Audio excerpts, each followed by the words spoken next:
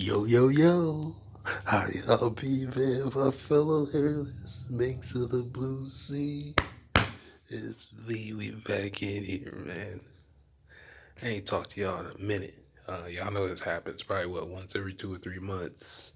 I miss a couple of weeks. I tried to be more consistent. And honestly, over the past probably year and a half, I've been extremely consistent. But every now and again, we get one of these gaps, and especially when there's a break, because it is what it is. There's not really much. Um, there's not much that's changed, right? Since we talked in 10:45. We're still in the Kaido fight, obviously, and yesterday, and then too, what's messing up my schedule is these are extremely early. I'm grateful for them, but I'm so used to the Friday drops, this Thursday afternoon thing, because it's like 2 o'clock my time on Thursdays lately. These past 3 or 4 chapters, it's just like, man, that's it's the only part of my day that's extremely busy. But we still found a way to get to the chapter. Um, but yeah, this week is crazy, right? Because I don't think I need to talk about. I'll probably talk about that separate. The whole situation with Film Bread and how it may or may not tie into the story. There's so many people talking about that. I don't think I have anything special to add by that, right?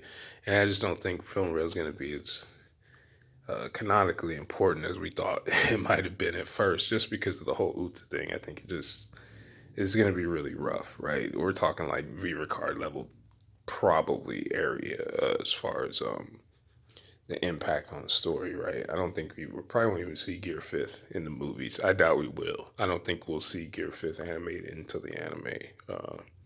As far as that part, it'd be kind of weird, right?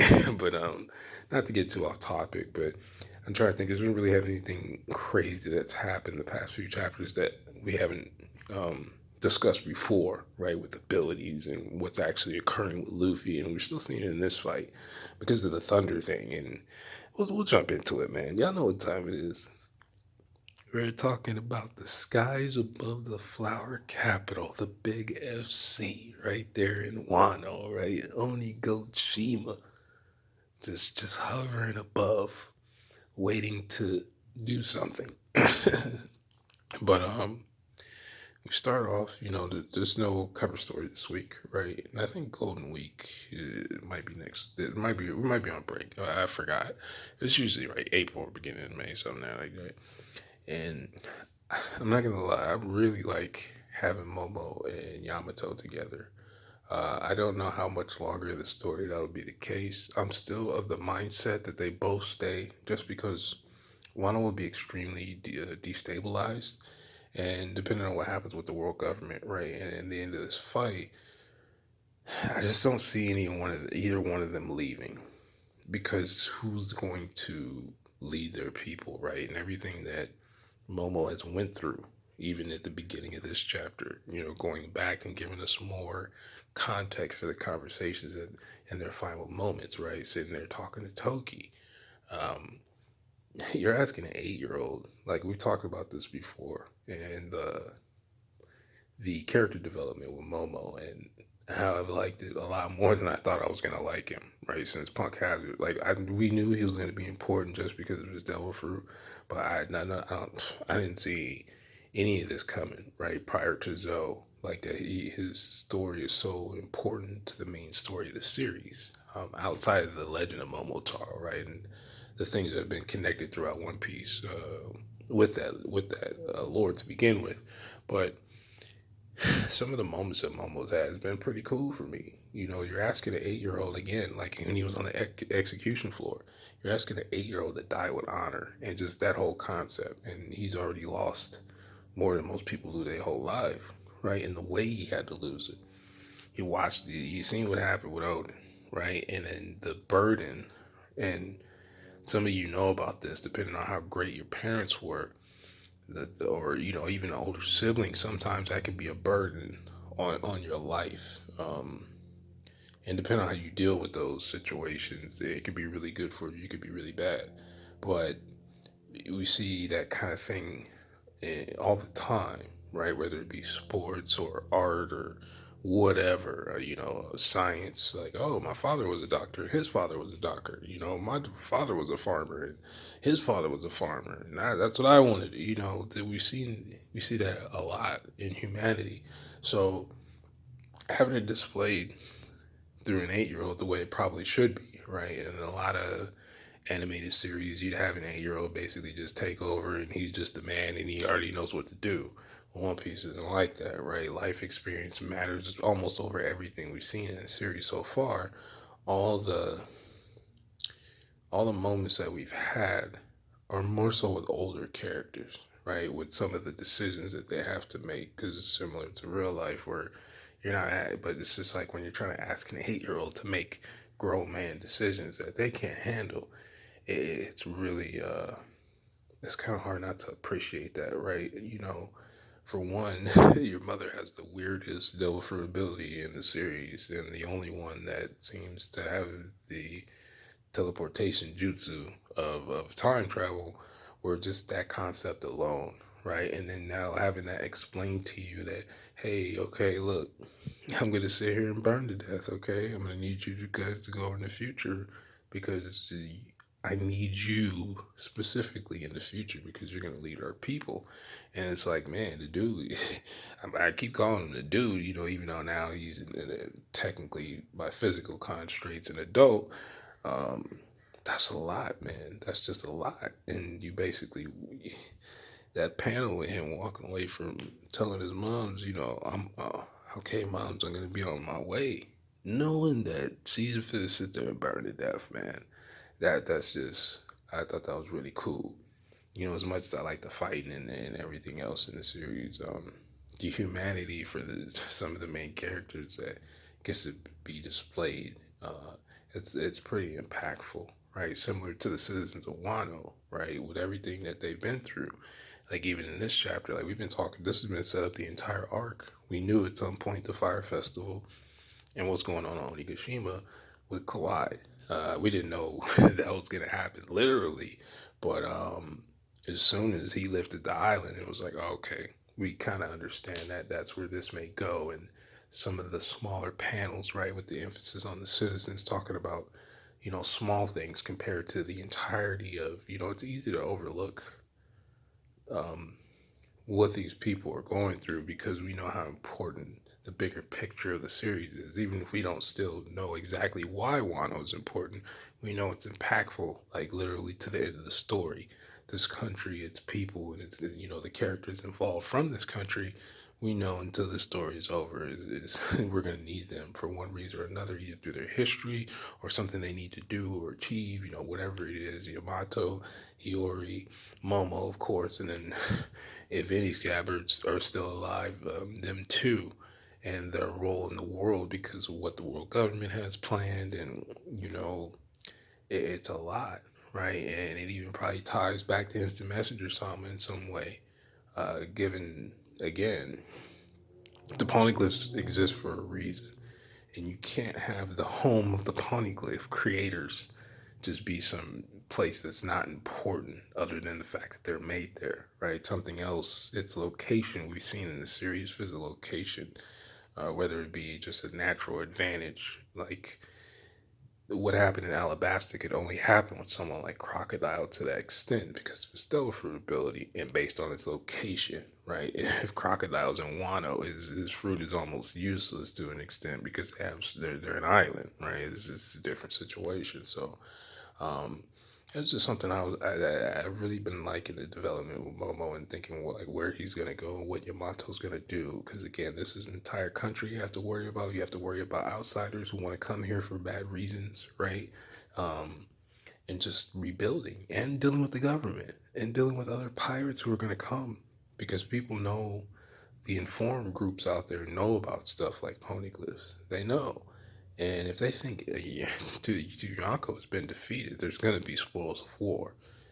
So that is something that these people are going to have to deal with. That regardless of what happens at Kaido, to Kaido at the end of the day, they're going to have a bunch of new challenges that they've never had to deal with before, and just in their path to getting some kind of normalcy.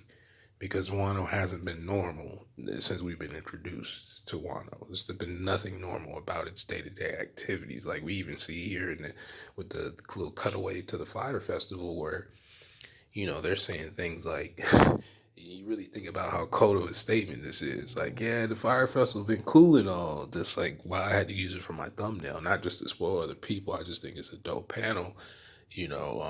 As far as its magnitude, right? Imagine the statement.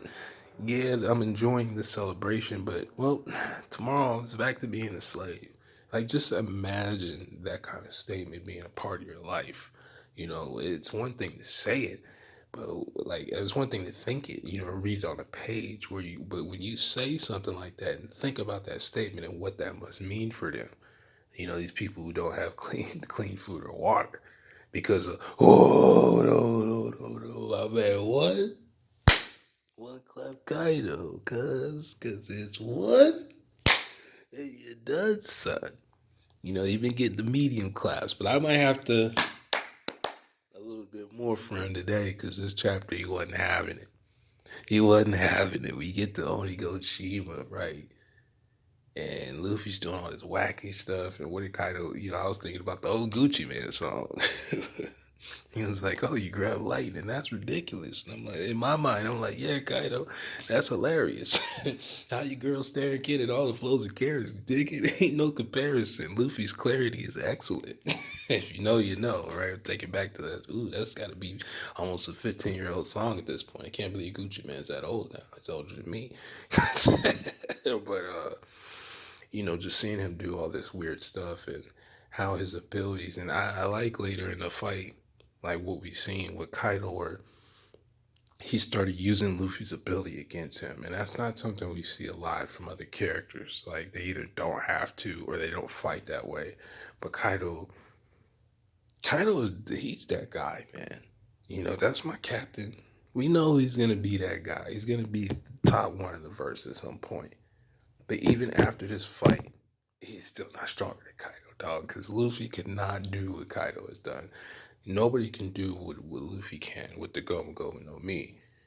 But that there's nobody that I see in this series doing what Kaido has done right now. Like when you think about the entirety since the fighting began and everything he's endured, this man ain't gotten the closest he got to a break was taking a couple of shots at Sake. You know what I'm saying? Other than that, it's been throwing hands and transformations. He's gave everybody the work. And when I say use Luffy's ability against him, if you notice, like when he smacked Luffy into the ground, this is the second time we've seen Luffy do this. We're on contact. He's rubberizing the area, and I think that's so dope to me. And something I hadn't really thought about for context was, what been talking about with Luffy. What makes his ability so crazy is he's a mythical zone that's based on a substance, which allows him to just straight up break rules, not just because he's mythical, but he's a substance. With Sengoku, he's not a substance. And I was watching the anime, recently they came back and something I hadn't really thought about. And I'm like, I never thought of Marco as a substance. So I wonder if that, some of the stuff obviously doesn't always matter, but it's the stuff I think about with the how abilities are going to be used later and the importance of it, because technically I guess Marco is, it's really crazy, right? Is Marco a phoenix made out of fire? Or is it just because the phoenix is fire itself? If you get what I mean, right? Because unlike other um, Marcos, it almost seems like he's a Logia, right? Just because of his substance, he can function like a Logia. And then, like with Luffy, it's a little bit different because he can't have things face through him because of what substance he is. But because he's a mythical zone who's made out of rubber, he can do things that he probably, if there was if the Gomu Gomu was just a paramecia that it probably just couldn't do. And one of the things I've been, talking about is the fact that he can function similar to a paramecia because paramecias can change their environment to their substance. And like I've talked about before, there's no zones that could really do that. We see Marco can produce flames, almost like he would be a paramecia that's a producer who can also function as a Logia. because fire is a substance, even though he's a bird. You get what I mean? Like, that's what makes it so crazy. But I think that's why he can get away with this, is because of the using the mythical Zoan class as if it's a paramecia. So it's like, I still want to know what was Oda's purpose for bringing up special paramecia. Was that like, is that still going to be important in some way? Or was that just one of those things he kind of messed up and was like, oh, I probably shouldn't have did that. You know what I mean? We'll never know. We probably will never know the truth to that, because we do know some things are just added out of nowhere, which I kind of expect that anyway. Like, your ideas are going to change as time progresses. But that was something that I hadn't really thought about in too deep, because in the manga, it's not, you know how it is with the anime, they can portray things. Of course, they take liberties. That's their job.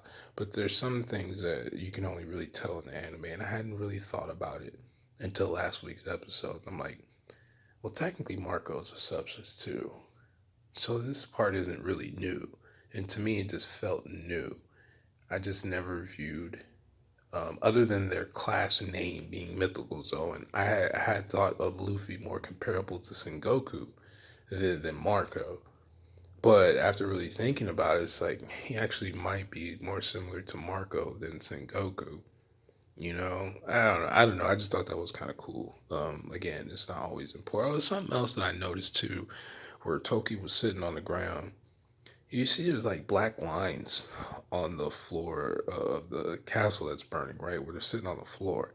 And I don't know, again, this is probably not even important. It's just, you guys know how I am with small details. It seems almost like she was doing a transmutation circle or something. Or was that room just designed that way, right? Where there's a design on the floor and they happen to sit there. But it just seems like she was telling Momo to, when Momo was walking away, like he was gonna, it almost looked like a free throw, like the way free throw lines are constructed, in that rectangular form. But it just seemed like there was an area, and like, okay, Momo, go outside the area, and everybody in this area is affected by the ability. And I don't know, I just, because when we saw her jump, well, we didn't technically really see it, but when she got away from when she first entered into Wano 20 years ago, we didn't really, like in the manga, you couldn't really tell, like, she just popped up out of nowhere. She was just running. I don't know. So it's just kind of like, well, maybe her ability's not that simple where she can just, like, okay, I'm gone now. Maybe there is some kind of precursor. Maybe not as like Nin levels, but there's probably a precursor of some sort. But as far as like this chapter, wasn't really a huge amount to talk about, other than like it's just more detail on the Kaido and Luffy fight, and setting up the emotional aspects, and like everything that the stakes are set on.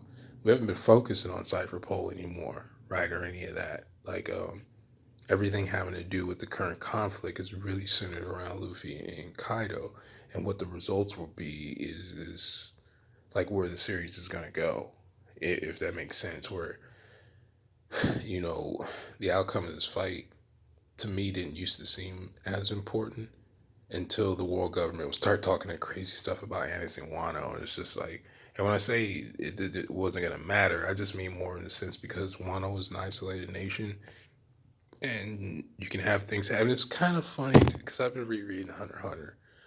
You guys know a couple months ago I started rereading it, but I stopped like around 160 or somewhere during Green Island, and this week I had some time to reread, and I'm like, yo, Wano is just like the NGL.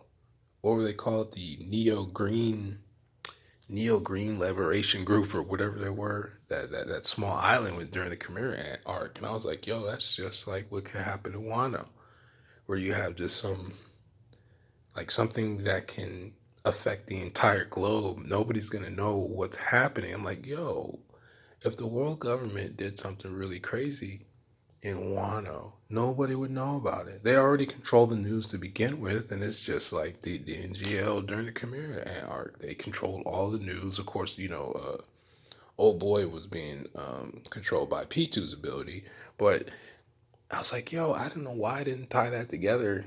Um, Obviously, in stories that kind of make sense, right? Where you have this isolated area where anything goes, right? Even within Wano, Curry, right? Curry coming in from the east side of Curry, like I used to say about the Scabbards, where Curry was basically lawless. Like they knew bad stuff happened there. That's that until Odin showed up and started clapping fools. You could just, it's just like any other place that's a little uh high leverage. People know where those places are, and anything goes there. But the information that comes out of there, it can be manipulated all kinds of ways, and the outside world would have no idea until it was too late. So the SSG, for instance, like we've already attributed that to that's something that might be applied um, in Amazon Lily, but it's like if you're sending Kobe there, do you really want to send some new experiment with like Kobe? I'm sure he's had some experience, but I don't know if you want to send that with him. I just assume like the first time we see the SSG is going to be similar to the Pacifista. We'll probably see him with Sentamaru. You know what I mean? So, but the other place I was thinking about, I'm like, well, if Sentamaru had been sent to Wano, it. I don't know, because the world government is real iffy, right? They send Cypherpole because they don't want people to know that they're up to stuff. But it's just like you just sent a whole bunch of ships. Like, who's gonna not notice that? You know what I mean? So maybe it is the SSG that actually do show up.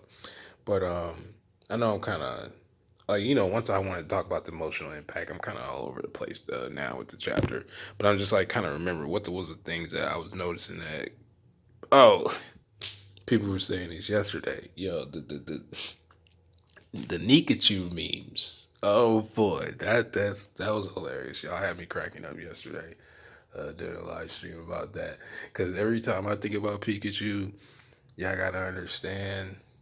My mindset is always his Pikachu's voice will always be like when I hear Pikachu, I think about Down B, like way back from '64. Like uh, I was a Pikachu main and Ness for the most part. Fox was all right, but I was a Pikachu main. So here, Pika, like so that in my mind, when Luffy was doing that, and people were calling him Nikachu, I was like, oh, that's hilarious to me. I cannot wait to see Gear Fifth animated, which will probably not happen until like what 2025, maybe like well no 2024, probably somewhere in that area, right? I wonder what like sound effects are gonna come with his scenes and when he's doing it. Cause and then too, because I remember Kaido did some dope stuff this chapter too. Luffy like went to go kick Kaido, right? Because remember he grabbed the lightning and Kaido smacked him, right? He speed blitzed him and he smacked him. And then Luffy spun around the lightning bolt that he grabbed, which they're both their reaction times. I'm like, yo, they're Kaido's fast, man. Kaido's fast.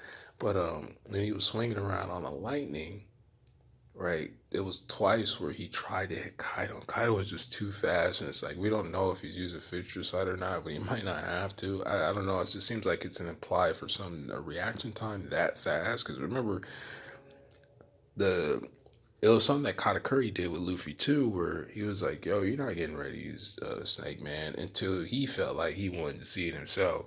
Like he's, like, I'm not finna sit here and let you do transformations, dog. We're not even getting down like that. And I think Kaido was trying to prevent Luffy from doing something, which is odd because most of the fights Kaido has not been trying to prevent Luffy from doing anything. But we see now recently, like he really is must be getting tired because not only is he dodging attacks, we have seen him do that before. Nobody wants to get hit with lightning. I know we make jokes about armament hockey and how conquerors work. These things don't stop you from dying. Like they don't. Everybody in the series who's been strong before has died before, dog. Like Roger died from, I assume, cancer. Also, I didn't realize because I've talked about this before, right? My thing about Roger dying from cancer because of the way it's portrayed in Wano and the fact that they used that word. And I thought about that cancer hadn't been used in the story. It's actually one other time in the series where the word cancer is used, and it's a name of a Marine. His name is actually Cancer. So I just seen that recently. I was rereading some stuff, and I was like, wait a minute. There's a Marine with the name of Cancer? That's really interesting. I forgot what part of the I don't know if he wasn't like a rear admiral or something. I'm pretty sure he's like a vice captain or something. But his name was Cancer. I was like, oh, that's wild. I guess this word's been in the story longer than I remember. But yeah, that actually I just the speed blitzing. Luffy was about to use some kind of Gomu Gomu kick, kind of like when he does Hawk Whip, right? Not Jet Stamp, but like a Hawk Whip. And Kaido, you know, I don't. He's speed blitzing. Um, like when Luffy's leg was stretched out, you seen Kaido kind of do the disappear thing that they do in Shonen, and then he smacks Luffy in the face when he's talking to him about, like, this is cool. You're out here playing with the devil fruit and you're doing this, but at the end of the day, dog, your hockey game, you got to bring hockey to the playoffs. Like, you might be able to fly with that during the regular season. Like, you see what the Celtics is doing, man. If you if you don't bring your hockey, man, you don't bring that Conquerors to the court, dog, you gonna get swept out here in these streets. These Yonkers streets is not a game. You know what I'm saying? Like, for 82 games, Luffy got away with that. You're not. It's just your power might be ridiculous, and honestly, for everything we have seen out of the ridiculous of his ability, Kaido's hockey has still been superior.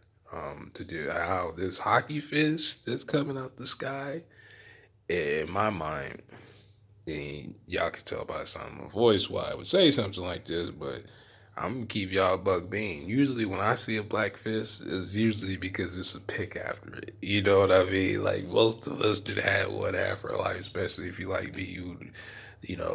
Probably 80% of my life I've had long hair, so I've always had one. And I was like, oh, is Oda telling his afro? I don't think he knows about the pick with the black fist, but he might. That's been around for like probably 50, 60 years at this point. But that's what I was thinking about. I was like, yo, if Afro Luffy came down when he brought it, I mean, obviously you can see in the picture what Luffy is doing, but that's what I thought about. I thought about the pic with the black fist with the peace sign on it. I'm like, oh, yo, Afro Luffy's coming back. We've been waiting on that. Uh, Because you know how Oda feels about the Afro, man. We see it with Afro Luffy, we've seen it with Brook. Like, Ryuma was finna straight disrespect him and give him that. He was about to get one of them supercuts fades. Like, it's just straight 1990s. Yeah, I bought my Clippers from Kmart. Like, not even Walmart people were still buying Kmart Clippers. And it wasn't Wall, it wasn't Ulster, it was none of that. But, yeah, this chapter was, it was cool. And then over, like, the final panel was, a lot more hype than like their interactions. Of course, him talking about Roger, and it's just like, to me, that's it's always been implied. It's good to get confirmations because you never know with Oda. We can find out he had a devil fruit, but at no point did I ever think Roger had a devil fruit, especially after we see him in the flashback and he gave Odin a divine departure, and then Whitebeard, like, he just fought the most pro, this besides Akainu, at least on paper, the most destructive devil fruit on the face of the planet, and he did it just with hockey. And the emphasis on hockey had always been important. I know sometimes I forget. When you've been reading the story for so long, you're just like, well, why are you even talking about this? And it's just like, oh yeah, just a reminder. We see all these crazy abilities, but at the end of the day, hockey still reigns supreme. And just like every time we see Zoro do something dope, right?